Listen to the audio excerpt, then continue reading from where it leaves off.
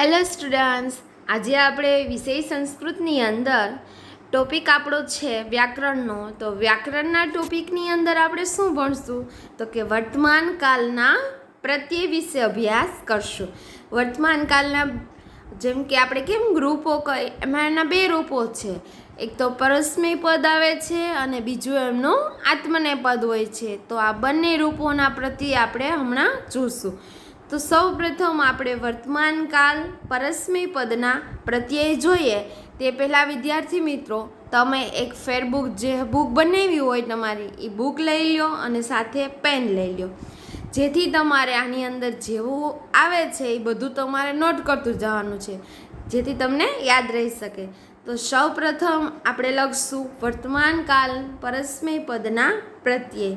એમાં તમારે આ લાઈન તો કોમન જ હશે, આની અંદર કોઈ ફેરફાર નહીં હોય. જેમ કે એકવચનમ, દ્વિવચનમ અને બહુવચનમ, આ કોષ્ટક એમનું એમ જ રહેશે. પછી નીચે આ બાજુ સાઈડમાં છે ઉત્તમ પુરુષ, મધ્યમ પુરુષ અને અન્ય પુરુષ. સૌ પ્રથમ તમારે કોષ્ટક બનાવવાનું છે અને એ કોષ્ટકની અંદર આ ડિટેલ આવે છે તે બધાની અંદર સેમ જ આવશે. તે પછી હસ્તન ભૂતકાળ હોય, વર્તમાન કાળ હોય, આ બધા જેટલા રૂપો આવે છે બધાની અંદર સેમ જ હશે આટલી વસ્તુ. પરંતુ એના પ્રત્યય છે તે બધાની અંદર અલગ અલગ હશે, જેથી તમારે યાદ રાખવા. તો વર્તમાન કાળના પરસ્મય પદના પ્રત્યય હોય એમની અંદર શું આવશે? તો કે ઉત્તમ પુરુષ એક વચનનું રૂપ કયું છે? તો કે મી. ઉત્તમ પુરુષ દ્વિવચનનું રૂપ છે વહ. ઉત્તમ પુરુષ બહુવચનનું રૂપ છે મહ. તો આખી લાઈન આપણી કેવી થઈ? તો કે મી વહ મહ. એના પછી જોશું મધ્યમ પુરુષ એક વચનનું રૂપ છે સી. મધ્યમ પુરુષ દ્વિવચનનું રૂપ છે થ. મધ્યમ પુરુષ બહુવચનનું રૂપ છે થ. એના પછી અન્ય પુરુષ એક વચનનું રૂપ છે તી. અન્ય પુરુષ દ્વિવચનનું રૂપ છે તહ. અન્ય પુરુષ બહુવચનનું રૂપ છે અંતિ. તો આ તમારે લખાઈ જ ગયું હશે હવે ત્યાં સુધીમાં. તો યાદ રાખજો, અને આ રીતે પણ તમે બોલી શકો મી વહ મહ સી થ થ તી ત અંતિ. હવે આ આપણા શું થયા? તો કે વર્તમાન કાળ પરસ્મય પદના પ્રત્યય. હવે આની અંદર યાદ રાખજો, પરસ્મય પદ પણ આવે છે અને આત્મનેય પદ પણ આવે છે. ખાલી એમને નથી યાદ રાખવાનું કે વર્તમાન કાળના પ્રત્યય આવે એટલે કે મી વહ મ સી થ થ તી ત અંતિ. આવું ખાલી યાદ રાખવાનું નથી. વર્તમાન કાળ પરસ્મય પદની અંદર મી વહ મહ આવે છે. તો તમારે એની અંદર શબ્દ આવશે. જેમ કે શબ્દ દ્વારા તમને ખાલી જગ્યા પૂછવામાં આવશે, તો શબ્દ કેવી ટાઈપના હોય એમ જોશું. વર્તમાન કાળ પરસ્મય પદના પ્રત્યયની અંદર હવે આપણે ખાલી જગ્યા જેવી આવે છે એમના શબ્દ કેવાક આવે છે તે જોઈએ. તો ઉત્તમ પુરુષની અંદર પહેલો શબ્દ કયો છે? તો કે પઠામી. તો હવે મી છે એ તમારો શું થયો છે? ત્યાં પ્રત્યય થયો છે, એટલે એની નીચે મેં અંડરલાઈન કરેલી છે, જેથી તમને યાદ રહે કે આપણો પ્રત્યય. હવે એ પણ યાદ રાખજો કે દરેક પ્રત્યય છે તે શબ્દના અંતે જ તમને જોવા મળશે, ક્યાંય વચ્ચે તમારે ગોતવાનો નથી. શબ્દના અંતે તમારો પ્રત્યય તમને મળશે. હવે તમે બધાયની અંદર જોઈ શકો છો કે અંડરલાઈન કરેલી છે, બધાય ક્યાં છે? તો કે શબ્દના અંતે આવશે. પછી આગળનો શબ્દ છે તેની અંદર પણ કાંઈ ચેન્જ નથી થતો. જેમ કે તમને એક્ઝામની અંદર 3 ખાલી જગ્યા એક જ હરોળમાં પૂછવામાં આવતી હોય, તો પાછળ આગળ જે શબ્દ આપ્યો હોય તે જ શબ્દથી આગળ એક શબ્દ બનતો હોય, ત્યાં તમારે બીજો કાંઈ શબ્દ મૂકવાનો આવશે નહીં. જેમ કે એક્ઝામ્પલ તરીકે તમે જુઓ તો બીજી ખાલી જગ્યાની અંદર શું છે? વહની અંદર તો કે પઠ્ઠાવહ, અને આગળના શબ્દની અંદર શું છે? પઠ્ઠામી. હવે ત્રીજા શબ્દની અંદર શું છે? તો કે પઠ્ઠામહ. તો આગળ શબ્દ બધીની અંદર શું આવ્યો? પઠ્ઠા પઠ્ઠા પઠ્ઠા. પણ પાછળનો શબ્દ ખાલી કેટલો ચેન્જ થયો? તો કે મી વહ મહ. હવે એના પછી જોશું મધ્યમ પુરુષની અંદર સી આવ્યો તો પઠ શી. થની અંદર પઠ થહ, પછી થની અંદર પઠ થ, અન્ય પુરુષની અંદર તી એટલે કે પઠ તી, અન્ય પુરુષ દ્વિવચનની અંદર પઠ થહ, અને અંતિમાં શું આવે છે તો કે પઠંતી. હવે આની અંદર એ પણ યાદ રાખજો કે અંતિ શબ્દો આપ્યો છે તો અ છે એ શું થઈ જશે, નીકળી જશે અને ડાયરેક્ટ પાછળનો અંતિ શબ્દ આવી જશે. બોલતા હોય ત્યારે તમે અ બોલતા હોય એવું તમને ભાસ થશે તો કે પઠંતી એટલે અ તમે બોલ્યા છો પણ લખવાનો છે નહીં. એટલી ભૂલ અ લખાઈ ગયો હોય તો પણ એ તમારી ખાલી જગ્યા કેવી પડે, ખોટી જ પડે. હવે આ કોષ્ટક તમને બરાબરનું યાદ રહી ગયું હશે. સૌપ્રથમ વિદ્યાર્થી મિત્રો આને જ યાદ રાખવાનું છે.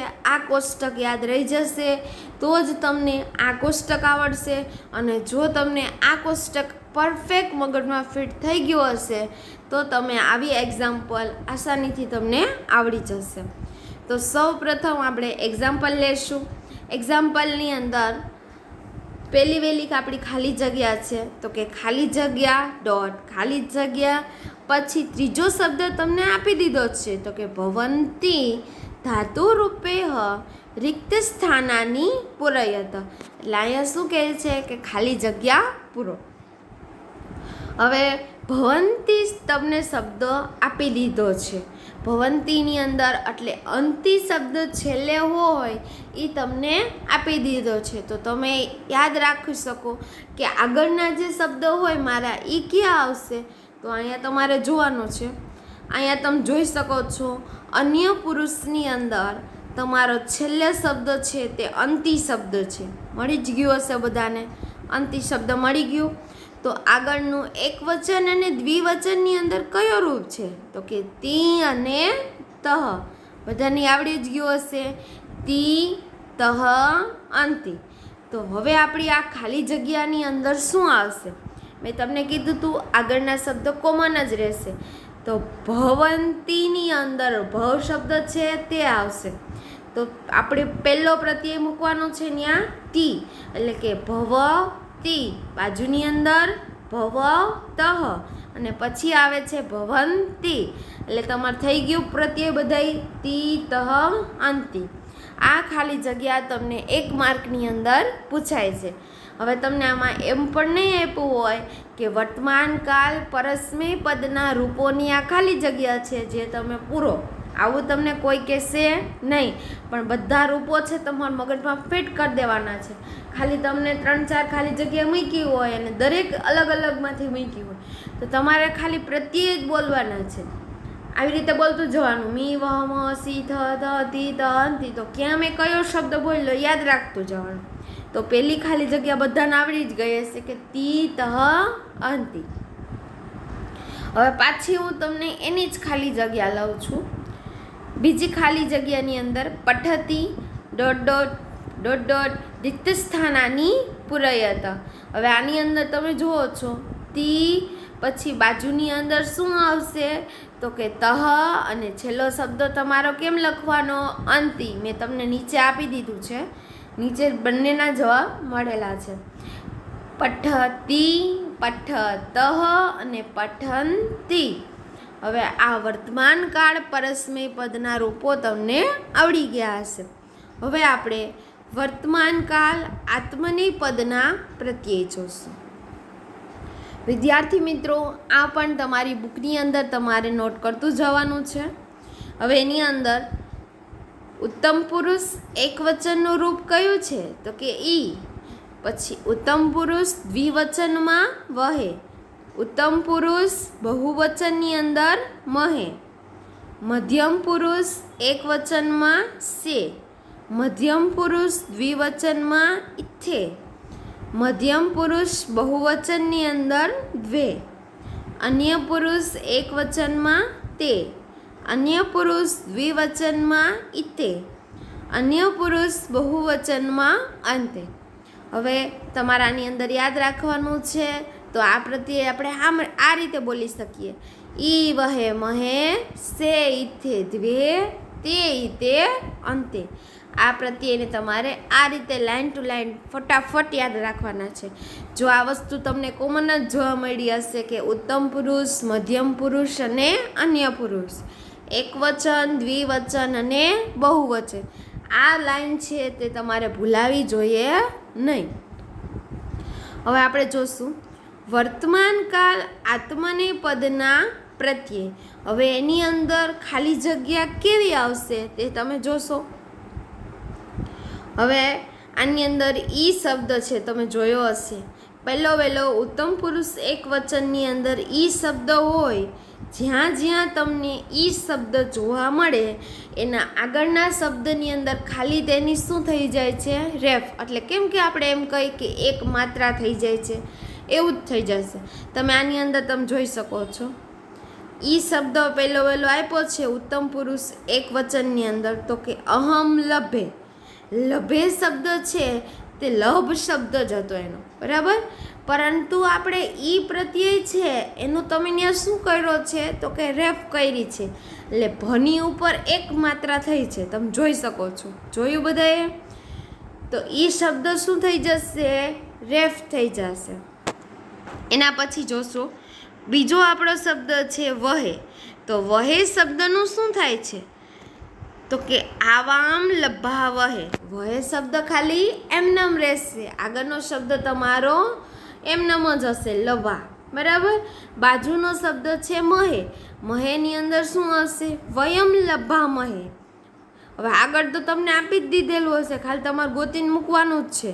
તો હવે અહીંયા તમે જોઈ શકો છો ઈ શબ્દનું તમે શું કર્યું છે? ત્યાં એક માત્રા કર્યું એટલે લભે શબ્દ થઈ ગયો. વહે શબ્દનું લભા વહે થયું અને મહે શબ્દનું લભા મહે. એના પછી જોશું આપણે મધ્યમ પુરુષ એક વચનનું રૂપ છે તે જોશું. તો હવે શેનું શું થાય છે? ત્વમ લભશે. લભશે થઈ ગયું, બરાબર. શે એટલે ખાલી આપણે શે, ત્યાં પછી આપણે લભાશે કરાય નહીં. ત્યાં શું આવે છે? લભશે. હવે પાછું તમારે વિચારવાનું છે મધ્યમ પુરુષ દ્વિવચનના રૂપની અંદર શું આવ્યું છે? તો ઇથે શબ્દો આવ્યો છે. તો ઈ શબ્દ શું થઈ જશે? તો કે આગળના શબ્દની ઉપર એક માત્રા થઈ જશે અને પછી તમારે થે તો એમનેમ જ મૂકવાનો છે. તો યુવામ લભે થે. જો ભની ઉપર એક માત્રા થઈ ગઈ છે એટલે ઈ શબ્દની શું થઈ ગઈ? ત્યાં તમારે એક માત્રા થઈ ગઈ છે અને થે તમારો થે એમનેમ રહ્યો છે. એના પછી ધ્વે એટલે કે લભદ્વે. અન્ય પુરુષની અંદર તેનું શું થઈ ગયું? લભતે. હવે પાછું જોવાનું છે અન્ય પુરુષની અંદર ઇતે શબ્દ મળ્યું છે તમને. ઇતે શબ્દનું શું થઈ ગયું? લભેતે. હવે લ તો એમનેમ જ રહેશે, ભય એમનેમ રહેશે, પણ ઇતે શબ્દ આવ્યો છે. ઈ એટલે તમારે ભની ઉપર એક માત્રા થઈ જશે અને બાજુમાં તેનું તે થઈ જશે, એટલે લભે તે. હવે એના પછી અંતે શબ્દ મળ્યું છે, તો અંતેની અંદર તમારે અ નીકળી જશે એટલે ખાલી શું રહેશે? ને તે, એટલે કે લભંતે. હવે આ તમને આવડી ગયું હશે થોડું ઘણું, કારણ કે આપણે પરસ્મય પદની અંદર પણ આ જ વસ્તુ આપણે રિપીટ કરી છે કે દરેક શબ્દના અંતે છે તમારો પ્રત્યય મૂકેલો હશે. આ બધાની અંદર તમે જોઈ જ શકો છો. લભે, લભાવહે, લભામહે, લભસે, લભેથે, લભદ્વે, લભતે, લભેતે અને લભંતે. આની અંદર છેલ્લે બધાની અંદર પ્રત્યય મૂકેલા છે. પરંતુ ખાસ તમારે વર્તમાન કાળના આત્મનેપદની અંદર ખાસ ધ્યાન રાખવાનું હોય તો એક શબ્દનું કે જ્યાં જ્યાં તમને ઈ દેખાય છે, આખા કોષ્ટકની અંદર તમને 3 વાર ઈ દેખાશે. પહેલું ઉત્તમ પુરુષ એક વચનની અંદર તમારે ઈ છે, પછી તમારે મધ્યમ પુરુષ દ્વિવચનની અંદર ઇથે છે અને અન્ય પુરુષની અંદર દ્વિવચનની અંદર તમારે ઇતે શબ્દ છે. તો ઈ ઇથે બધીમાં આવતું હોય ત્યાં તમારે ખાલી શું કરવાનું છે? તો કે આગળનો જે તમારો શબ્દ છે એમની અંદર તમારે ખાલી રેફ કરવાની છે, એટલે કે એક માત્રા કરવાની છે. હવે પાછું આપણે કોષ્ટક પાકું કરીએ જેમ કે તમે વર્તમાનકાળ આત્મનેપદના પ્રત્યે પૂછ્યા હોય તો તમારે કઈ રીતે યાદ રાખવાના છે? તો કે ઈ વહે મહે, સે ઈથે દ્વે અને તે ઈતે અંતે. બધાને મગજમાં ફિટ થઈ જ ગયું હશે. આ કોષ્ટક પણ તમને સમજાઈ ગયું હશે. તો હવે આપણે એના એક્ઝામ્પલ જોઈએ. એક્ઝામ્પલની અંદર શું આવે છે? પહેલું લખ્યો છે શબ્દ તમને શોભશે. તો સે શબ્દ શું છે? તમારો પ્રત્યય છે. તો હવે 2 ખાલી જગ્યા બચી છે, તો ત્યાં તમારે શું આવશે જરાક આપણે જોઈએ. તો હવે તમને આમાં સે આખા કોષ્ટકની અંદર સે શબ્દ તમને ક્યાં દેખાણો? તો કે મધ્યમ પુરુષ એક વચનની અંદર તમને સે શબ્દ દેખાણો. લભશે તમે મૂક્યું છે, બરાબર. તો બાજુની 2 ખાલી જગ્યા છે એમાં શું આવશે? તો કે ઈથે અને દ્વે. તો ઈથે શબ્દો છે તો ત્યાં ઈ શબ્દનો શું થઈ જશે? તો કે એક માત્રા થઈ જશે અને બાજુમાં થે પછી દ્વે. તો હવે આ ખાલી જગ્યા તમને ઝડપથી આવડી જશે. પહેલો આપણે છે ખાલી જગ્યાની અંદર શોભશે. તો શેનું તો થઈ ગયું છે. હવે બાજુની ખાલી જગ્યામાં શું આવે? તો કે ઈથે શબ્દવાળું આવે. તો કે શોભે થે.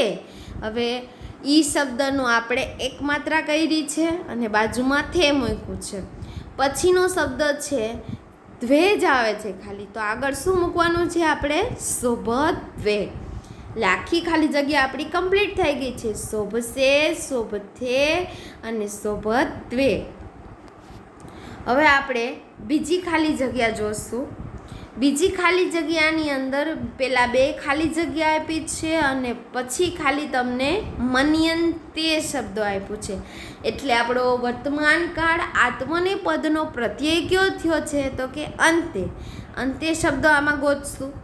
હવે આખા કોષ્ટકની અંદર તમને અંતે શબ્દ મળી જ ગયો હશે. ક્યાં મળ્યો છે આપણને?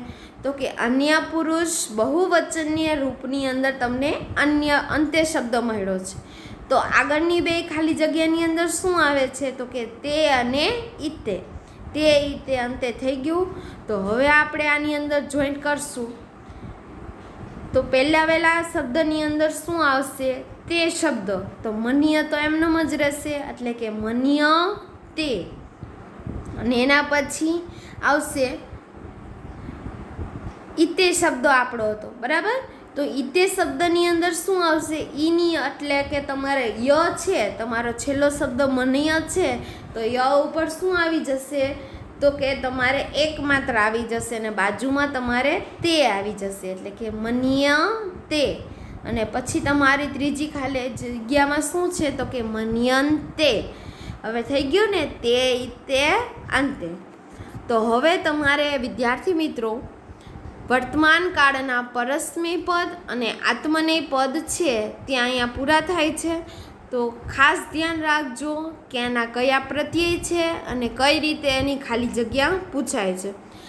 આ ટાઈપની જ તમને ખાલી જગ્યા એક્ઝામની અંદર પણ હશે, એટલે એક્ઝામ્પલ જરૂરથી લખજો જેથી તમને યાદ રહે કે કેવી ખાલી જગ્યા હશે અને કઈ રીતે લખી શકો છો. અને જો તમને હજી ન સમજાય તો આ વિડીયોને વારંવાર 1-2 વાર જોઈ શકો છો, જેથી તમે યાદ રહી જાય કે કેવી રીતે વર્તમાન કાળના પ્રત્યય હોય છે. અને ખાસ યાદ રાખજો કે કેવા પ્રત્યય લાગે છે. જેમ કે વર્તમાન કાળના આત્મનેય પદના પ્રત્યય કયા છે? તો કે ઈ વહે મહેવાળા આવશે. અને વર્તમાન કાળ પરસ્મય પદના પ્રત્યય કયા છે? તો કે મી વહ મહ. તો ખાસ વિદ્યાર્થી મિત્રો ધ્યાન રાખજો, અલગ અલગ ગ્રુપ ભેગા ન થઈ જાય એની ખાસ નોંધ લેવી. હવે આપણો આજે અહીંયા વર્તમાન કાળના પ્રત્યય છે તે પૂર્ણ થાય છે. આગળના લેક્ચરની અંદર બીજા પ્રત્યય આપણે જોશું.